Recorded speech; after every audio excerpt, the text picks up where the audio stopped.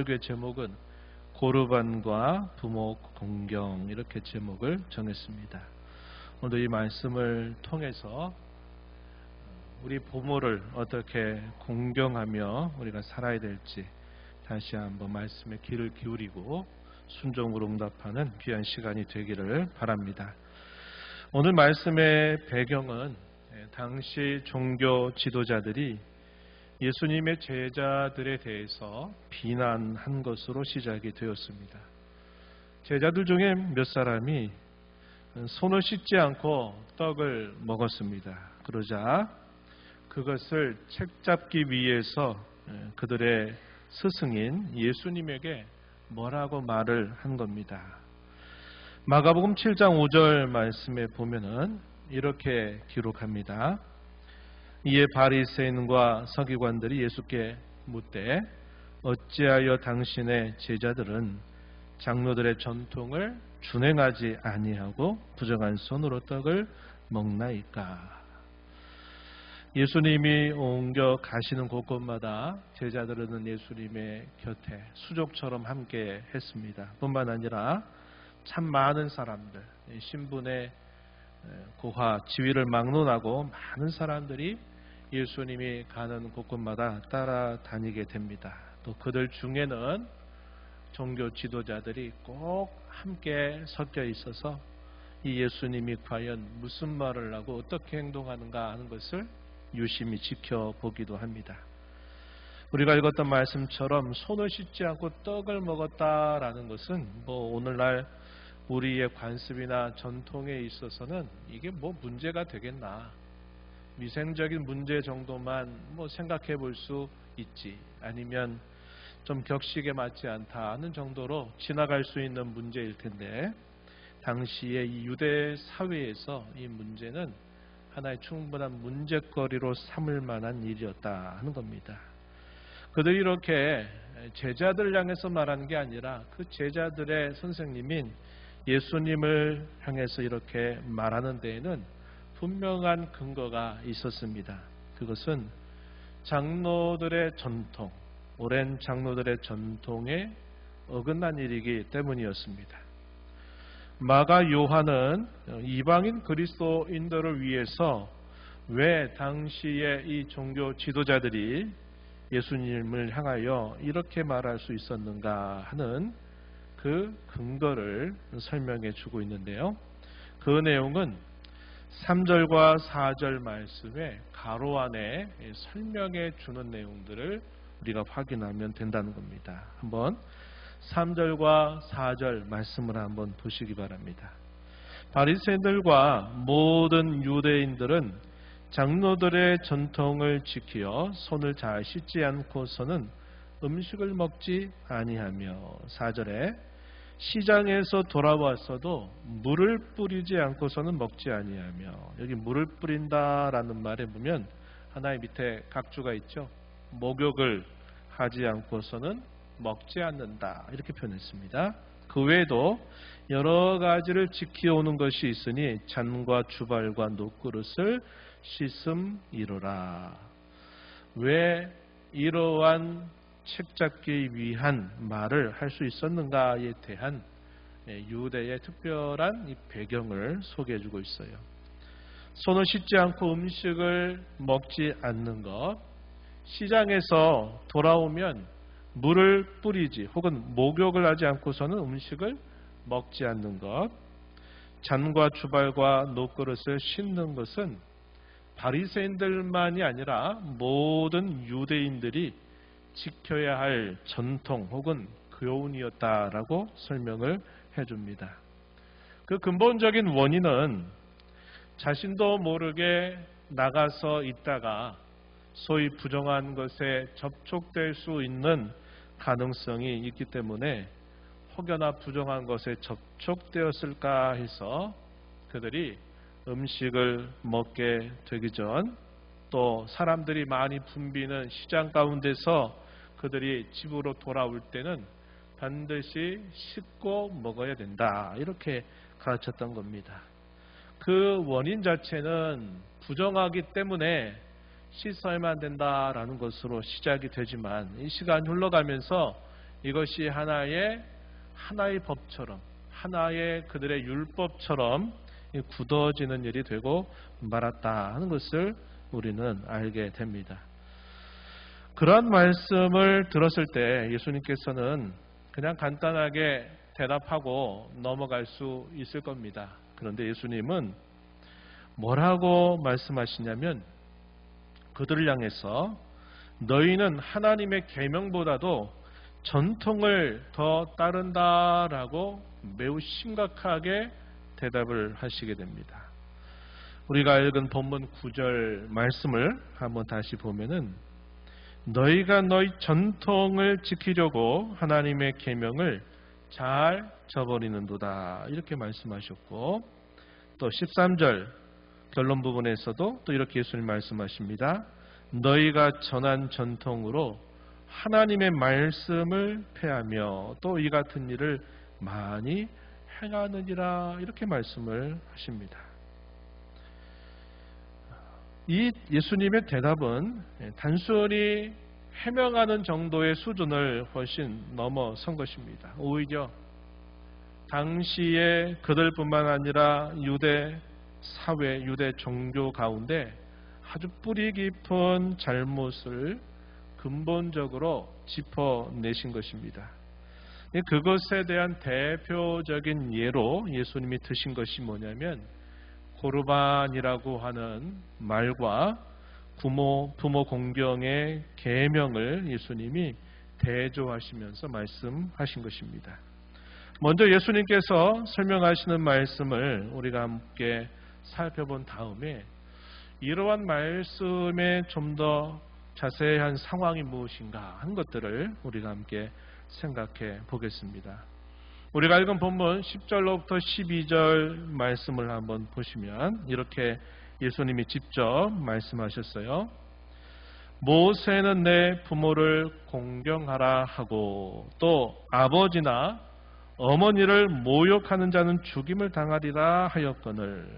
이 말씀은 우리가 잘 아는 십계명 제5계명 출애굽기 20장 12절에 소개되어 있는 말씀을 인용하신 겁니다. 또 아버지나 어머니를 모욕하는 자가 죽임을 당한다 하는 것은 출애굽기 21장 17절이나 레위기 20장 9절 말씀을 인용하셔서 하신 말씀입니다. 이것은 하나님께서 자기 백성들에게 주신 계명이다 이렇게 소개하신 거죠.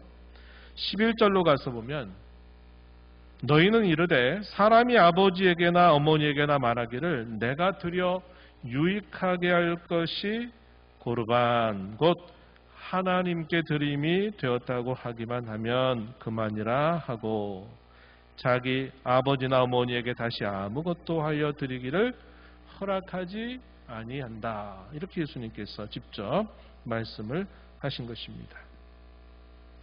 앞에서 인용했던 이 말씀들은 구약의 계명으로 주신 말씀이고 그것은 모든 하나님의 백성들이 지켜야 할 규례로 주신 것입니다. 한편 고르반이라고 선언을 하고 부모에게 아무것도 행하지 않아도 된다 하는 것은 당시의 종교 지도자들이나 장로들이 가르쳤던 전통이나 교훈을 말하고 있습니다.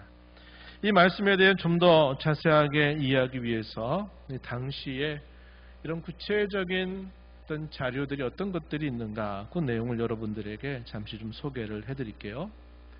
우리가 아는 것처럼 유대 사회는 종교와 정치가 상당히 밀접하게 결합한 사회였습니다. 그들의 이 종교와 정치의 중심에는 율법과 성전이 자리 잡고 있었어요. 그래서 당시에 여러 유대의 종파들이 있는데 그 종파들은 이 율법을 어떻게 해석하고 이 율법을 어떻게 적용하냐 하는 것에 따라서 여러 분파를 이루고 있었습니다. 우리가 계속 읽다가 보면 많이 등장하는 이 종파가 소위 바리새파 사람들이고요. 또 사두개파라고 하는 그런 종파가 있었습니다. 또 서기관들이 있고요. 이 서기관들은 또 다르게는 율법 선생 혹은 율법 학자라 부르는 이들입니다. 그리고 그들의 종교적인 최고의 결정을 하는 기관이 바로 산헤드린 공회라고 하는 게 있었습니다. 약 70명 정도로 구성해서 이 유대 종교에 있어서 중요한 문제를 결정할 수 있는 이 최고의 법정 기구가 바로 이 산헤드린 공회였습니다. 당시 유대인들은 예루살렘 성전과 회당을 중심으로 모였습니다.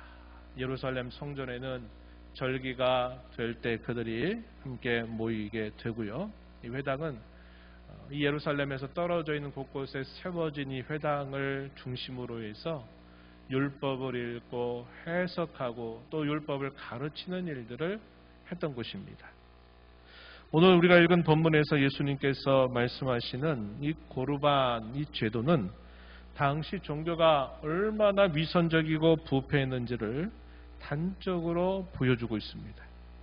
이 고르반이라고 하는 말은 우리가 읽은 본문에서도 보니까 하나님께 드림이 됐다 이렇게 설명을 해주고 있는데, 이 고르반이라고 하는 말은 히브리 말입니다. 무슨 뜻이냐면 하나님께 드려진 예물 혹은 봉헌물을 뜻하는 말입니다. 이것은 자신이 가지고 있는 소유나 재산들을 구별해서 하나님께 바치겠다라고 서원하는 종교적인 행위였습니다. 그래서 이 고르반이라고 하는 제도 자체는 하나님 앞에 경건한 그들의 신앙적 행위에 해당될 수 있는 것입니다. 그런데 이러한 고르반 제도라는 게 당시의 이 바리새파들의 세부적인 그들의 교훈과 가르침 결합이 되면서 이게 상당한 문제를 낳게 됩니다. 우리가 아는 대로 제5계명은 부모를 공경하고 이 부모에 대해서 부양할 의무가 있다라는 사실들을 가르쳐 주는 겁니다. 낳고 기르고 또 자녀를 양육하는 그 모든 과정 속에 부모가 자녀들을 위해서 또 그들을 길러냈다면 나중에는 그들의 자녀가 그들의 부모를 부양할 책임이 있고 그 부모를 공경하는 것이 하나님의 뜻이다. 이것을 알려주는 계명이죠. 일부 유대인들이 부모를 부양하기 싫거나 자기 재산들을 지키기 위해서 어떻게 하냐면 그 재산을 두고서 고르반이라고 이렇게 선언을 하는 겁니다. 하나님께 이것을 구별해 드린다라는 선언을 말하죠. 당시 종교 지도자들은 이 고르반으로 선언된 재산이나 그 소유를 하나님께 바쳐진 것이다 라고 여겼기 때문에 사람을 위해서 사용할 수 없다라고 가르쳤던 겁니다. 그 사람에는 부모에게 대한 의무까지 포함되는 겁니다. 그래서 소유나 재산을 고르반하면서 하나님 앞에 그걸 드리게 되면 더 이상 그것은 사람을 위해 사용할 수 없다고 여겼던 거죠. 놀라운 점은 뭐냐면 이 고르반으로 선언했다고 해가지고 그렇다면 즉시 자신이 가지고 있는 재산이나 소유를 그러면 하나님께 바쳤느냐, 그렇게 말하지 않았습니다.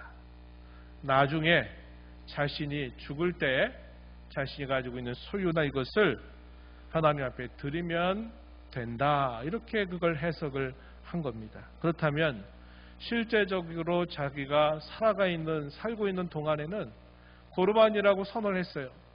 하나님 앞에 드리겠다고 했습니다. 그런데 자기가 살아있는 동안에는 여전히 자기가 하고 싶은 대로 그것을 쓸 수가 있었던 겁니다. 대신 뭘 안 해도 된다고 말합니까? 사람에게 대한 의무를 굳이 하지 않아도 된다, 이렇게 가르쳤던 겁니다. 당시에 사람들이 어떻게 했느냐, 합법적으로 부모 부양의 책임을 면제받으면서도 여전히 자기가 하고 싶은 대로 마음대로 사용할 수 있는 명분이 이 고르반 제도를 통해서 크게 용인되었던 거다, 이 말이죠. 이 종교적인 명분을 내세우면서 결국은 하나님의 계명을 거절할 수 있는 근거가 만들어진 겁니다.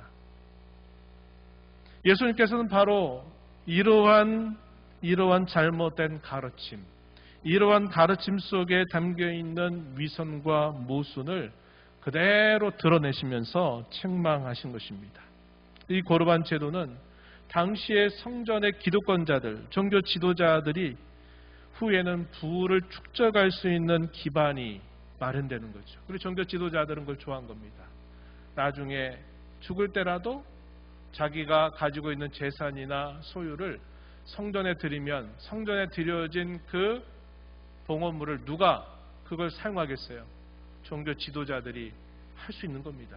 그래서 자기들에게 굉장히 부를 축적할 수 있는 그런 기반이 마련되어 있는 것이고, 또 보통 일반 유대인들은 부모 공경의 의무를 이 고르반 제도를 통해서 피하면서도 자신들이 하고 싶은 대로 사용할 수 있는 명분이 만들어져 있던 겁니다. 이러한 제도가 상당히 오랜 세월 동안 지속되었어요. 그 실상을 제대로 아는 사람도 많지 않거니와 그것을 안다고 해도 이 종교 지도자들은 자신들이 가지고 있는 이 기득권에 만족하면서 그것이 뭐가 문제가 된다 하는 것을 비판하거나 성찰하는 일을 하지 않은 겁니다. 그러니까 바로 예수님께서는 이 고르반이라고 하는 이 제도 속에 그들이 숨겨있는 위선과 이 모순들을 예수님은 분명하게 드러내시면서 그들이 대단히 잘못된 종교로 부패했다는 사실을 예수님이 책망하시게 된 겁니다. 이 결과적으로 어떻게 된 겁니까? 종교 지도자들은 어떻게든지 예수님의 제자들의 어떤 허물과 잘못된 것들을 책잡아가지고 이 예수님을 어떻게든지 좀 몰아내고 어떻게든지 아웃사이더로 만들거나 그를 어떻게든지 처형할 명분을 찾고자 했던 것인데, 오히려 예수님에 의해서 그들이 오랜 세월 동안 부패하고 타락한 그들의 종교, 성전이라고 하는 그 미명하에서 그들이 은닉하고 암묵적으로 행해왔던 이 위선들을 예수님은 신랄하게 드러내시고 책망하신 것이다 하는 겁니다. 이게 바로 오늘 우리가 있는 이 본문에 담겨있는 이 실제적인 배경들이 된다 하는 거예요. 이제 우리가 오늘 이 부모 공경의 계명으로 이제 시선을 돌려서 이 계명을 함께 생각해 보고자 합니다. 이 계명의 중요한 전제는 가정입니다. 가정은 하나님께서 우리 사람을 창조하실 때 세워주신 제도로 우리가 소위 창조 규례라고 부르는 그런 것을 말합니다. 창세기 1장 27절과 28절 말씀에서 하나님이 자기 형상 곧 사람의 형상대로 사람을 창조하시되 남자와 여자를 창조하시고 그들에게 복을 주시며 그들에게 이르시되 생육하고 번성하여 땅에 충만하라. 땅을 정복하라. 바다의 물고기, 하늘의 새와 땅에 움직이는 모든 생물을 다스리라. 하나님께서 사람을 창조하신 배경을 말씀하시면서 남자와 여자로 창조하셔서 그들이 생육하고 번성하며 하나님이 창조하신 세계를 다스리고자 하시는 그런 의도를 갖고 하나님이 이 가정이라고 하는 제도를 만드시게 된 배경을 설명해 줍니다. 하나님께서는 이러한 가정을 위해서 구체적으로 결혼제도도 하나님이 세워주시게 됩니다. 창세기 2장 23절 24절. 우리 5월 참 결혼이 많은 달들인데요. 많이 우리가 살펴보는 구절이기도 할 겁니다. 아담이 이르되 이는 내 뼈 중에 뼈요 살 중에 살이라. 이것을 남자에게서 취하여 쓴즉 여자라 부르리라 하니라. 이러므로 남자가 부모를 떠나 그의 아내와 합하여 둘이 한 몸을 이룰지로다. 하나님께서 친히 남녀의 결혼 제도를 마치 주례자가 되셔서 결혼 제도를 만들어 주시는 말씀을 주신 것입니다. 그래서 남자와 여자가 한 몸을 이루는 것, 이것이 일륜 가정을 이루는 근원이 되도록 하나님이 제도를 만들어 주신 것입니다. 하지만 우리가 아는 것처럼 안타까운 일이 발생했죠. 그것은 우리 인류의 첫 조상인 아담과 하와가 처음 자녀를 낳기 전에 범죄하고 타락하게 되면서 결국 이런 모든 기대들이 큰 문제가 생기게 된 겁니다.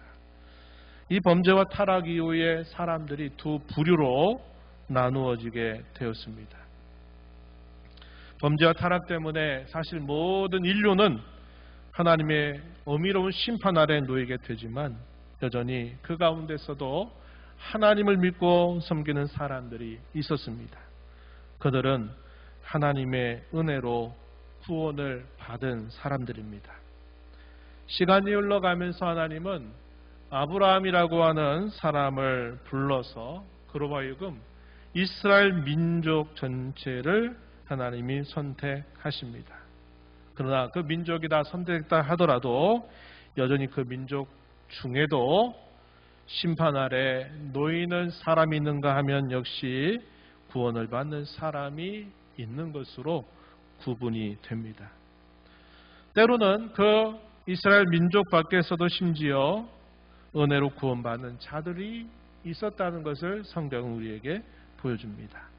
이런 모든 사람들이 구약 교회의 참 신자들이다 하는 사실을 성경은 우리에게 보여줍니다. 신약시대 예수님께서 오신 이후에는 이 두 부류의 사람들이 민족적인 경계를 뛰어넘는 일이 매우 선명해집니다. 복음서는 예수님께서 이 땅에 오신 그 사건을 두고 뭐라고 소개하느냐?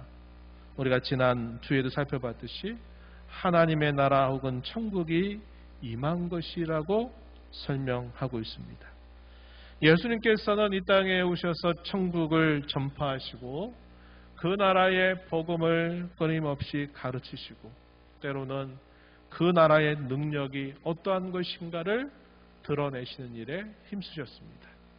귀신들을 쫓아내는 일로부터 불치병에 걸려있는 사람들이 치유를 받게 되는 사건 등등 하나님의 나라가 나타날 때 드러나는 그 능력을 예수님은 많이 보여주셨던 것입니다.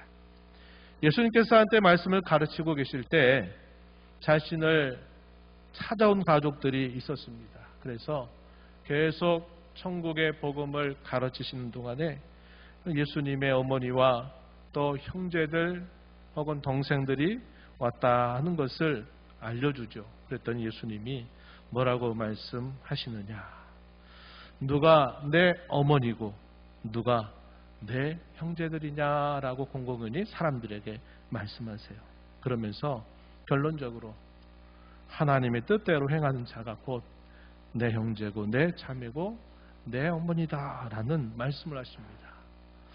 대단히 충격적으로 들리는 말씀을 예수님이 하신 겁니다. 이 내용이 마가복음 3장 33절로 35절에 기록되어 있습니다.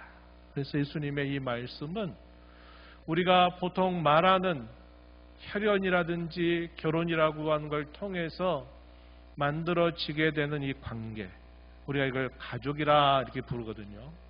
이러한 가족을 넘어선 새로운 가족을 예수님이 설명하셨던 겁니다. 예수님 이후에 바울 사도도 모든 구원을 받은 성도들을 두고서 뭐라고 표현했느냐면 하나님의 권속이다 혹은 하나님의 가족이다 라고 이렇게 말한 바가 있습니다.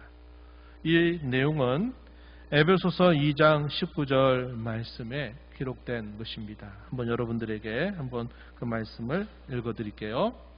그러므로 이제부터 너희는 외인도 아니요 나그네도 아니요 오직 성도들과 동일한 시민이요 하나님의 권속이라 이렇게 말합니다.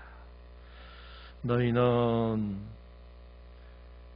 에베소 교회 성도들을 두고 하는 말이죠. 에베소 교회를 이루는 성도들의 구성원들은 유대인들, 소위 디아스포라 유대인들도 있고 또 이방인 출신으로 이루어진 사람들이 있습니다. 그래서 이 민족의 경계를 넘어서서 유대인이나 헬라인이나 할 것 없이 교회를 이룬 구원받은 신자들을 향해서 뭐라고 말하냐면 오직 성도들과 동일한 시민, 하나님의 권속, 이 권속이라고 하는 말이 다른 말로 가족입니다. 가족, 하나님의 가족이다. 이렇게 소개한 것입니다. 그래서 성경을 보니까 우리가 통상적으로 말하는 혈연이나 결혼 관계를 통해서 맺어진 가족 혹은 가정이라고 하는 게 있고, 또 예수님의 가르침이나 사도들의 가르침에 의하면 구원받은 참 신자들의 모임, 참 교회를 두고 뭐라고 말하냐면 하나님의 가족이다, 이런 말을 사용하고 있다 하는 겁니다.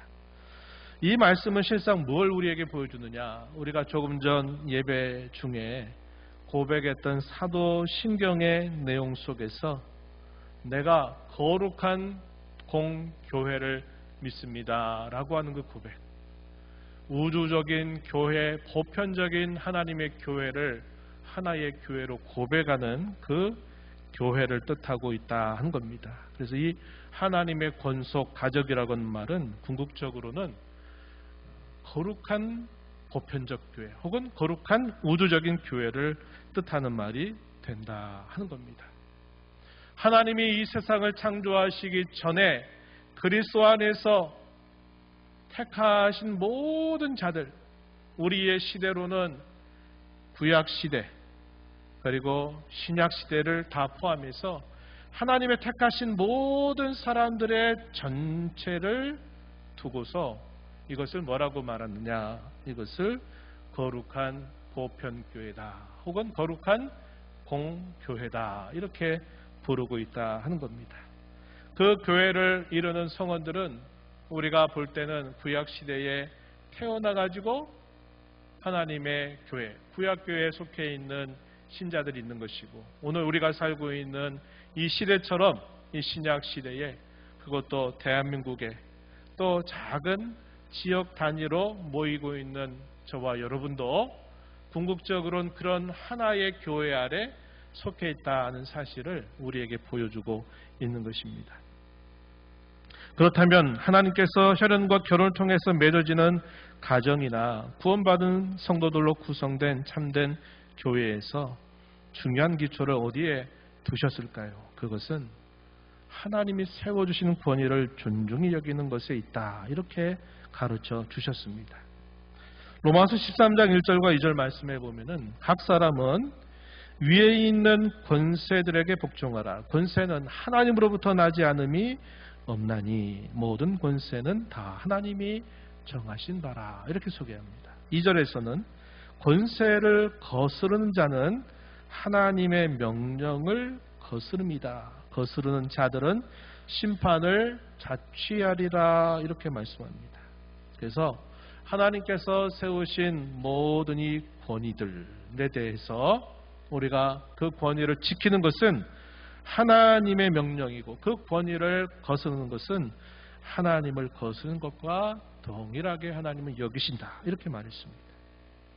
또 우리가 잘 아는 에베소서 5장 21절에서는 또 이렇게 표현했어요. 그리스도를 경외함으로 서로 복종하라, 피차 복종하라, 이런 말씀을 주신 겁니다. 이것은 하나님께서 가정이나 또 하나님께서 의도하신 새로운 가족인 이 교회의 중요한 기초를 하나님이 세우신 권위에 대한 공경으로 그것이 표현되기를 바라셨다는 겁니다. 이 가정의 중요한 기초가 그럼 뭘까요? 그것은 바로 하나님이 세워주신 부모를 공경하는 것이 된다는 겁니다. 그래서 십계명 가운데 우리 사람에게 주신 일륜계명의 첫 번째 계명, 제5계명이 바로 이것입니다. 내 부모를 공경하라 하시는 이러한 계명을 주신 겁니다. 출애굽기 20장 12절에 그리하면 내 하나님 여호와가 내게 준 땅에서 내 생명이 길리라, 이렇게 하나님이 약속을 하셨습니다. 그리고 아까 예수님께서 종교 지도자들에게 말씀하셨던, 인용하셨던 말씀, 레위기 20장 9절에서는 또 이렇게 하나님이 자기 백성들에게 말씀하셨어요. 만일 누구든지 자기의 아버지나 어머니를 저주하는 자는 반드시 죽일지니 그가 자기 아버지나 어머니를 저주하였은즉 그의 피가 자기에게로 돌아가리라, 이렇게 말씀하고 있다 하는 겁니다. 또 우리가 아는 이 잠언서 1장 7절 8절 말씀에서도 하나님을 경외하는 것이 모든 지식의 근본이다. 이렇게 말씀하시면서 하나님이 덧붙여서 말씀하신 것이 뭐냐면 8절에서 내 아비의 훈계를 들으며 내 어머니의 법을 떠나지 말아라. 그래서 마치 이 부모의 자리를 하나님을 경외하는 것과 같은 그런 위치로 성경이 소개해주고 있다 하는 겁니다. 신약으로 오면 어떨까요? 바울 사도가 에베소서 6장 1절 이하로부터 여러 사회의 다양한 관계의 기초로서 가정을 소개하면서 자녀들에게 주 안에서 너희 부모에게 순종하라. 이것이 옳으니라. 이것이 약속에 있는 첫 계명이다. 이로써 내가 잘되고 땅에서 장수하리라. 구약에 있는 그 계명의 말씀을 그대로 바울 사도가 인용해서 역시 신약의 성도들을 향해서도 부모 공경은 분명히 하나님의 뜻이다. 분명히 사실을 인용하고 있습니다. 또 우리가 한 구절을 주목할 수 있는데요. 디모데전서 5장 4절 말씀에서는 부모를 부양하는 것, 이것이 또 자녀에게 주어진 중요한 책임이고 하나님의 뜻임을 밝혀줍니다. 디모데전서 5장 4절 말씀에 보면은 만일 어떤 과부에게 자녀나 손자들이 있거든 그들로 먼저 자기 집에서 효를 행하여 부모에게 보답하기를 배우게 하라. 이것이 하나님 앞에 받으실 만한 것이니라. 이렇게 말합니다. 그래서 부모에게 보답하는 것을 배우게 하는 것은 하나님이 자기 백성들에게, 그의 자녀들에게 하나님이 원하시는 것이다. 이렇게 분명하게 말씀하고 있다 하는 겁니다. 그래서 이 부모를 공경하라고 하는 이 계명은 구약이나 신약이나 할 것 없이 모든 하나님의 자녀들에게 가정에서 하나님이 세우신 이 권위에 대하여 존중이 될 것을 오늘도 저와 여러분에게 계속 가르치고 있다 하는 것입니다. 오늘 우리가 이런 부모를 공경하는 일에 있어서 우리가 여러 가지 이제 생각을 좀 해보게 되는데, 우리가 앞에서 살펴본 것처럼 고르반이라고 하는 이 종교적인 명분을 앞세우면서 부모 공경의 도리를 저버려도 된다, 하나님께 하면 된다, 이렇게 말하면서 결국은 자기 하고 싶은 대로 다 하다가 이 세상을 떠나가는 그런 일들이 있어서는 안 된다는 거죠. 오늘날 우리 믿는 성도들도 물론 우리 중에는 이미 떠나가신 부모님들이 많이 계시긴 하겠지만 이 부모에 대한 공경의 책임은 예나 지금이나 앞으로도 영원히 변함없는 하나님의 뜻이다 하는 사실을 다시 우리 마음에 깊이 되새겨야 하겠습니다. 이제 이런 말씀을 가지고 그럼 우리가 어떻게 좀 적용해야 될까 하는 것을 나누고 마무리를 짓겠습니다. 먼저 오늘날 이 가족 구조를 우리가 줄여가지고 소위 가구라는 말을 사용하죠. 가구. 오늘날 이웃들의 다양한 가구 형태들이 있다는 것을 우리가 알고 있습니다. 한번 보여주시겠어요? 잘 보일런지 모르겠어요. 확대가 되면 좀 보여주시기 바랍니다. 이게 이제 우리나라 통계 근 2년 혹은 작년까지 해서 여러 조사들을 통해서 지금 우리 한국 사회에 존재하고 있는 다양한 가구 형태들에 대한 이 보고가 있었습니다. 그에 대한 표가 이렇게 있는데 좀 어떨까 모르겠어요. 확대가 될까요? 제가 이렇게 좀 소개를 해드리면 오늘날 우리 한국 사회에 존재하고 있는 다양한 이 가구 형태 중에서 가장 많은 비율을 차지하고 있는 그 형태가 1인 가구라고 합니다. 한 사람이 가족의 성원을 이루고 있다는 겁니다. 그 대부분은 비혼, 혹시 이제 결혼을 못한 분들 같은 경우도 있고 결혼했지만 사별해서 혼자 계시는 분들이 있는데 전체 가구의 33.6% 정도까지 차지했다고 보고가 됩니다. 그러니까 전체 인구의 3분의 1 이상을 살짝 뛰어넘은 거죠. 3분의 1 이상이 1인 가구의 형태를 취하고 있다 하는 것을 보여주고요. 두 번째, 이제 2배 이상의 증가를 보였던 것이 바로 이 황혼 이혼의 경우입니다. 이상한 게 몇 해 전부터 생겼죠. 자식들 다 이제 결혼하게 했으니까 이제 우리도 굳이 같이 있을 필요 없고 따로 인생을 삽시다. 그래가지고 황혼의 이혼을 하는 일들이 근래 2배 이상이 증가됐다. 이렇게 소개를 해줍니다. 60세 이상이 이혼하는 풍조들이 생겼어요. 세 번째는 이제 조손가족이라고 합니다. 조손. 그러니까 부모가 없이 이혼이나 사별로 인해서 할아버지 할머니와 이제 손주들이 이루고 있는 이런 가정 형태도 상당히 많아졌다. 이렇게 소개가 되고요. 또 이제 우리가 많이 아는 것처럼 우리 이 도시 안에는 많지 않지만 수도권 좀 넓게 넘어가면 안산이라든지 또 뭐 평택 혹은 포천 이런 데 가서 보면 다문화 가족들이 상당히 많아요. 그래서 전체 37만 가구 이상을 차지하고 있다. 이렇게 알려주고 있습니다. 그래서 이 다문화 가족들이 굉장히 지금 많이 많아지고 있다고 하는 것이고, 이제 다섯 번째는 비친족 가구입니다. 전체 약 2.4% 정도를 차지하는데 최근에 이것이 증가세를 이루고 있다고 해요. 친족이 아닌데 가족을 이루는 것. 여기에는 이제 우리가 상당히 경계하는 여러 가지 형태가 존재할 수 있어요. 남자와 남자가, 뭐 여자와 여자가, 뭐 이런 식의 비친족 가구들이 최근에 눈에 띄게 증가세를 보이고 있다 그랬고, 마지막 여섯 번째는 반려동물과 함께 동거하는 가구가 는다는 겁니다. 1인 가구에서 개라든지 또 고양이나 이런 애견들을 마치 가족처럼 여기는 이런 식의 다양한 가구 형태의 변화가 지금 우리 한국 사회에 찾아왔다. 이렇게 말하고 있는 겁니다. 이런 구조 속에서 우리가 어떻게 해야 될까 할 때 상당히 1인 가구가 많아지는 이 시대 속에서 우리에게 회복되어야 될 중요한 건 뭐냐면 공동체성을 우리가 회복하는 노력을 해야 되겠다 하는 겁니다.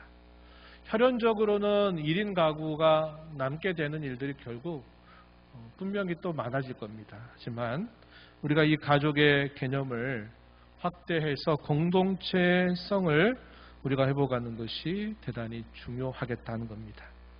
오늘날 우리가 교회를 이루는 것도 사실은 신앙 고백의 공동체를 이루는 것이다 하는 겁니다. 그리고 하나님께서 우리에게 궁극적으로 의도하시는 영원한 가족의 관계는 인륜 과정을 넘어서 가지고 하나님의 나라의 궁극적인 가족을 우리에게 제시하고 있다 한 겁니다. 우리가 사는 삶이 영원한 삶인데 그 영원한 삶 속에서 우리가 이 땅에 60년, 70년, 80년, 90년 이 사는 삶은 뭐라고 얘기합니까? 우리의 전체 삶에 비하면 하나의 작은 점과 같이 지극히 짧은 삶이다 이렇게 말해요. 그러면 나머지 삶은 어떤 삶일까요? 우리가 이 땅에서 이 육신을 입고 살아가는 이 짧은 삶, 나머지 삶은 영원에 속해서 살아가는 삶이 된다고 하는 겁니다. 그렇기 때문에 이 영원에 속해서 우리가 살아가는 그 중요한 기준이 뭐겠어요?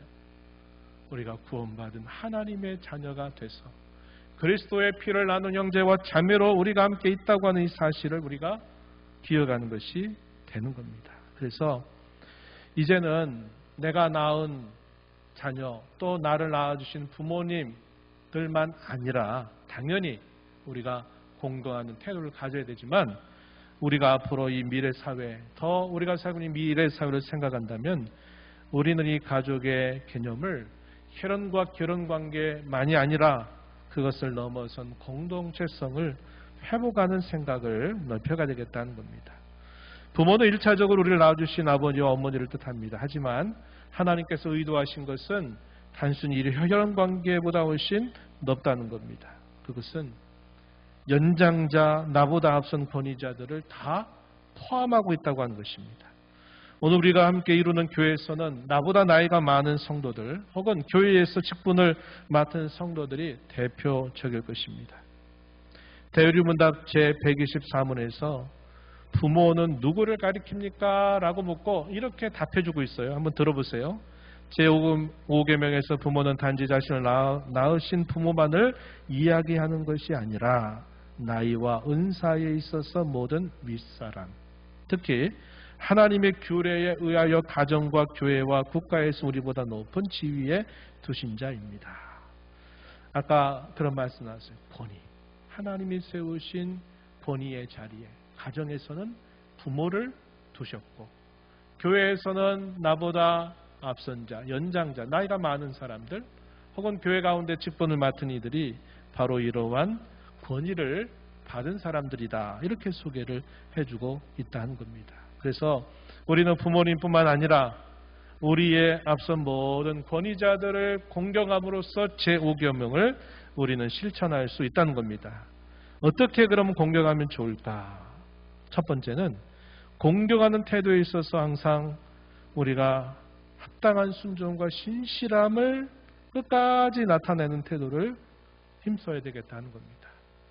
도움이 필요할 때는 계속 공경하는 척 하다가 이제 내가 도와야 될 형편이 될 때는 부모의 존재를 업신여기거나 가볍게 여기는 태도, 이것은 우리 그리스도인에게 합당하지 않다. 끝까지 신실함을 나타내는 저와 여러분이 되어야겠다는 겁니다. 약점과 부족함에 대해서 우리 어떻게 해야 될까요? 인내해야죠. 나이가 들면 시력이 저하되고 생각하는 것도 더 이제 예전 같지 못하면 그런 면에서 젊은 자녀들이 볼 때는 참 안타까운 일이 얼마나 많겠습니까? 그래도 어떻게 됩니까? 하나님이 앞서 세운 본의에 대한 순종으로 우리는 그것을 인내하고 받아들이는 일을 계속 힘써야 되겠다 하는 것입니다. 마지막으로는 어떻게 할까요? 우리가 이 땅에서 이루는 이 인류는 짧은 길어봐야 100년 넘나드는 그런 관계입니다. 이 관계를 통해서 이 관계가 영원히 그럼 계속되느냐? 주께서는 영원한 나라가 완성될 때는 시집가고 장가간 일이 없다고 그랬어요. 누가 진정한 나라의 가족입니까? 저와 여러분 모두가. 구원받은 저와 여러분 모두가 진정한 하나님 나라의 가족이다. 이렇게 우리에게 말씀하고 있다는 겁니다. 그렇다면 우리의 부모에게 혹은 자녀에게 우리가 할 일이 뭘까요? 영원한 하나님 나라의 가족이 되게 하는 일입니다. 부모로서는 자녀가 이 신앙으로 구원받아서 영원에 속한 삶을 살 수 있도록 계속 전도하고 기도하는 일을 해야 되고, 자녀로서는 우리의 부모를 향해서 역시 우리 어머니가 우리 아버지가 이 땅에서 수고하고 애쓰셨는데 이 땅에서만 아니라 영원히 구원받는 하나님의 가족으로 되도록 역시 믿지 않는 부모님에게 전도하고 그들에게 예수 그리스도를 믿게 하는 그 일을 위해서 힘쓰는 것, 이것이 우리가 부모를 공경하는 가장 최고의 방법이다 하는 것을 배우게 되는 겁니다. 이런 교훈들을 마음에 새기면서 다시 한번 거룩한 결심을 통해서 우리의 가정과 교회를 세워가는 저와 여러분 되기를 바랍니다. 하나님 아버지, 오늘도 저희들을 불러주셔서 하나님 앞에 어버이를 생각하면서 특별히 어버이는 저희들보다 앞서 세우신 권위자임을 저에게 말씀하고, 그 권위에 대한 순종은 우리의 가정을 이루는 중요한 근간이 될 뿐만 아니라 교회 가운데서도 이런 권위에 대한 순종이 교회의 근간이 되도록 하셨다는 사실을 기억하며 저희들이 끝까지 신실한 순종을 드러내게 하시고 또 공경하는 자녀들로 늘 살아가게 하시고 교회를 이룬 모든 성도들을 또 귀하게 여기고 존중하게 여기는 아름다운 모습을 배우고 실천하는 저희들 모두가 되게 해 주옵소서. 예수님의 이름으로 기도하옵나이다. 아멘.